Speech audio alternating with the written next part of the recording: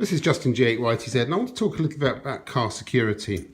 These are the keys to my Tesla, and in common with many manufacturers, these keys are RF keys, in other words, radio frequency keys.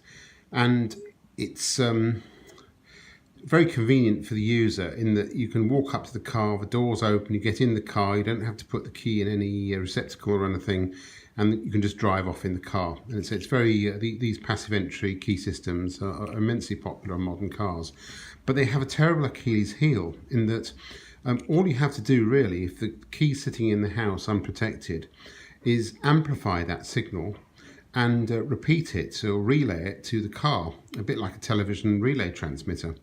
So these signal blocker things, this one's available on Amazon for about £6. It's called Defender, and it's made of a kind of woven material. It has a metallic substance in it, and it's effectively a Faraday cage. Now this one's designed to take a mobile phone. So for example, you're going to a cinema or something, you can absolutely shut your phone up, but there are other ways of doing that, so I'm not quite sure why you put the phone in here. But anyway, if you put your keys in one of these things, and then we walk out to the car, all freshly washed this morning, and you'll see what I mean. The car will not open, even if you hold the keys right up to the car, up to where the backup passive RFID sensors are, or antennas are, and walk all the way around, and you can see absolutely nothing happens. The car's not opening, the doors are still locked. Walk right around the car and there's absolutely nothing at all, because these things are so effective as Faraday cages. They work so well, and there's lots of them on the market. You can even get plastic ones, the Bip and Go bag, which you use for putting your French toll key in. It will work just as well, because it's the same principle. So let's just get the keys out. There we are. And oh, guess what? Already I've hardly got the key out, and already the doors have unlocked. Now the other thing you can do, of course, is sit in.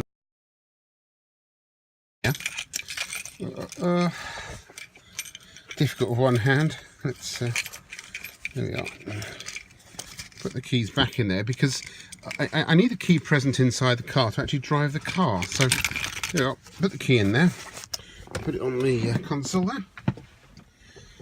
Shut the door. In fact, I'm going to even put the key in the place where you put it if the battery's flat. This is the passive RFIDs under the cup holders here.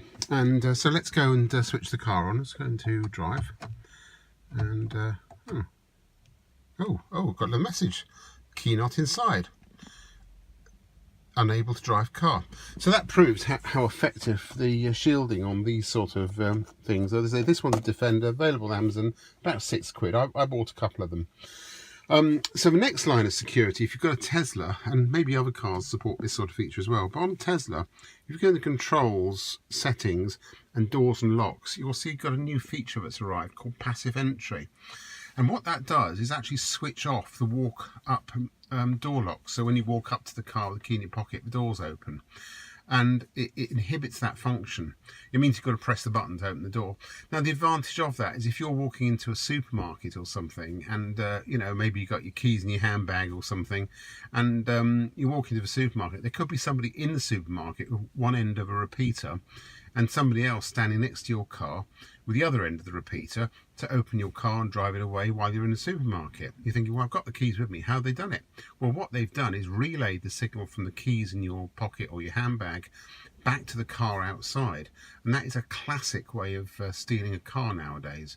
So, switch that function off if you think you're going to be using the car a lot in places like supermarkets or car parks where this sort of thing could happen and go on. Switch that function so that passive entry is off. Okay, it's a bit of a fag. You've got to, press the buttons, open the doors, but you know what? We've done that for years. So it might be your solution. What I do, I carry one of these around with me. So whenever the keys are not being used, they're in this. It's very simple. As soon as I get out of the car, it's in here. This is in my jacket pocket. You can get smaller ones as well if that's a bit big. And that really is a very secure way of doing it. And I'll say one last thing about your spare keys. So what do I do with my spare keys? Well, I've got this little safe which I bought on Amazon. It's pretty strong steel. It's probably not the ultimate in safe security, but nevertheless it's going to take a thief some time to get into this safe.